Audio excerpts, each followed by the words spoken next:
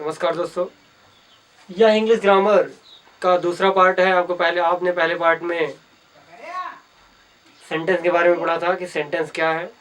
आपको बताया गया था एक group of word called sentence, अर्थात शब्दों के मेल से जो नया शब्द बनता है उसे वाक्य कहते हैं।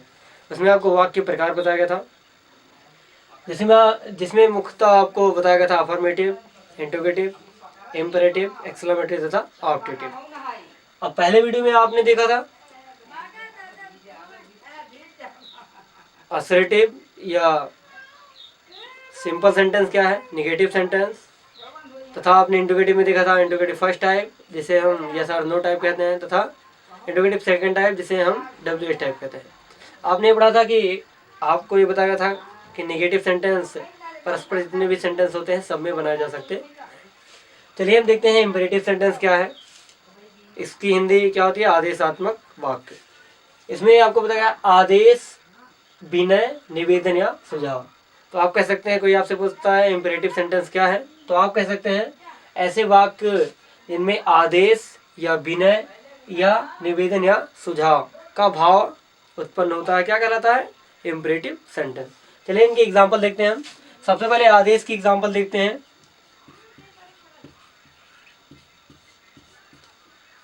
जैसे आपसे कहा जाए, कोई आपको आदेश देता है, कहता है दरवाजा खोलो, तो आप क्या देख सकते हैं, इसमें आदेश का भाव उत्पन्न हो रहा है, दरवाजा खोलो।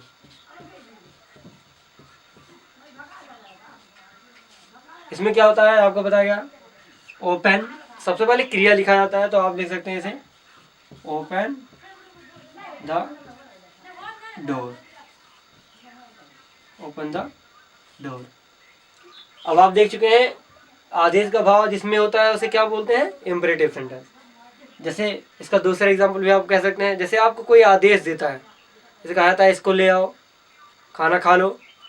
अब देखिए विनय के लिए, जिसमें निवेदन, विनय जैसे आपसे कहा जाता है कृपया मेरा कार्य कर दीजिए, कृपया खाना खा लीजिए, तब इसे बोलते हैं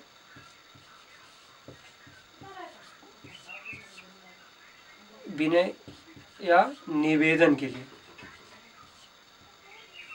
निवेदन में आप देखते हैं जैसे कृपया दरवाजा खोलिए, दरवाजा खोलिए। तो इसमें भी आप देख सकते हैं पहले क्या लिखेंगे, प्लीज, फिर यही open the door, open the. अब एडवाइस के लिए भी होता है, सुझाव के लिए,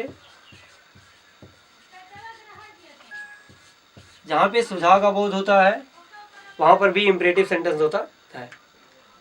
सुझाव में आप देख पा रहे हैं, जैसे आपसे कोई कहता है कि पढ़ लो, तो ये आपको एडवाइस दे रहा है, आपको अच्छे कार्य करने चाहिए, ये भी आपको एडवाइस दे रहा है। तो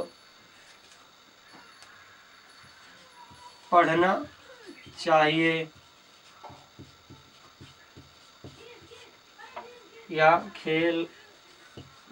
खेलो या खेल खेलो,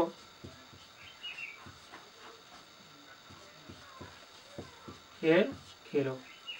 इसको आप लिख सकते हैं play the game, play the game. अब आपने समझा कि इम्परेटिव सेंटेंस या आदेशात्मक वाक्य को मुख्यतः हम आदेश के रूप में या विनय या निवेदन के रूप में तथा सुझाव के रूप में देख सकते हैं। इसके आपको एग्जाम्पल भी बताए गए, जैसे दरवाजा खोलिए, दरवाजा खोलो, खाना खाओ, पढ़ने जाओ, ये सब क्या है, इम्परेटिव सेंटेंस। अब हम देखते हैं ऑप्टेटिव सेंटेंस क्या है। अब हम देखते हैं ऑप्टेटिव सेंटेंस, जिसकी हिंदी क्या होती है, इच्छा सूचक वाक्य। इसकी परिभाषा में हम कह सकते हैं ऐसे वाक्य जिनमें आशीर्वाद, अभिशाप या कामना का बोध होता है या दर्शाया जाता है, ऐसे वाक्य क्या कहलाते हैं, ऑप्टेटिव सेंटेंस। हम इनके एग्जाम्पल देखते हैं। पहले हम आशीर्वाद या ब्लेस की एग्जाम्पल देखते हैं।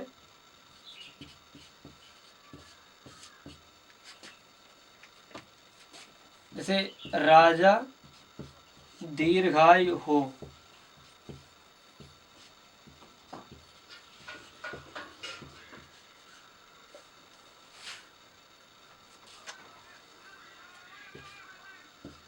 या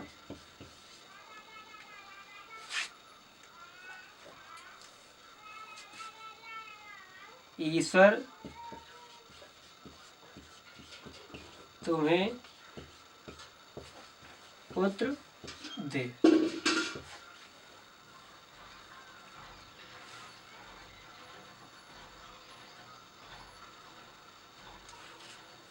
इसको आप लिख सकते हैं लॉन्ग लिव,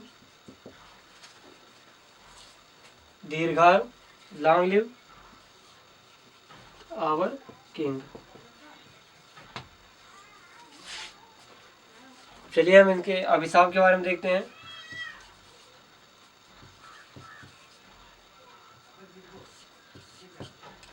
अभिशाप का मतलब जानते ही हैं आप, श्राप। जैसे यहाँ गांव में आप देखते हैं ना, कोई श्राप देता है, कहता है कि तुम फेल हो जाओ, तुम्हें ये हो जाए, तुम वो हो जाओ, कहा जाता है ना ऐसे। हाँ, तो आप जान सकते हैं जैसे कहा जाता है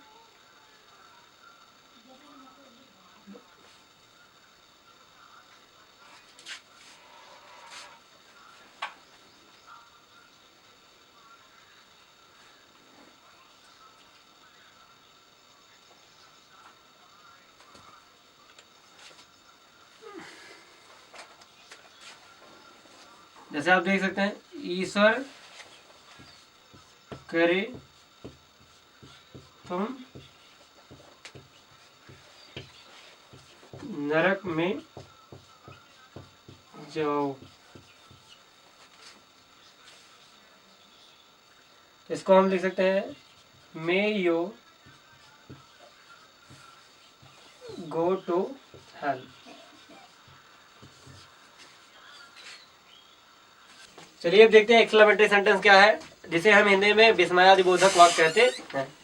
ऐसे वाक्य जिनमें हर्ष, शोक, प्रसन्नता या आश्चर्य की भावना उत्पन्न होती है एक्सक्लेमेटरी सेंटेंस या विस्मयादिबोधक वाक्य कहलाते हैं। इनके एग्जांपल देख लेते हैं हम।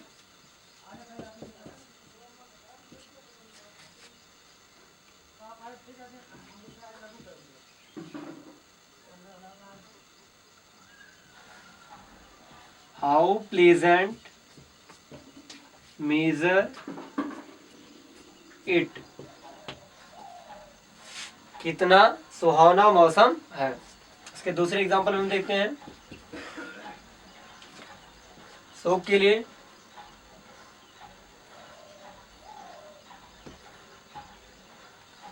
अलास मेरा गधा, हाय मेरा गधा मर गया। हम लिख सकते हैं माई डंकी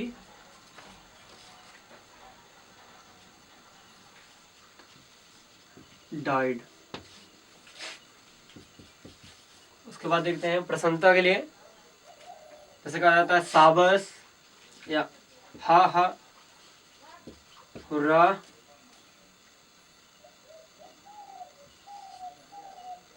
मैं मैच जीत गया, आई वन द मैच।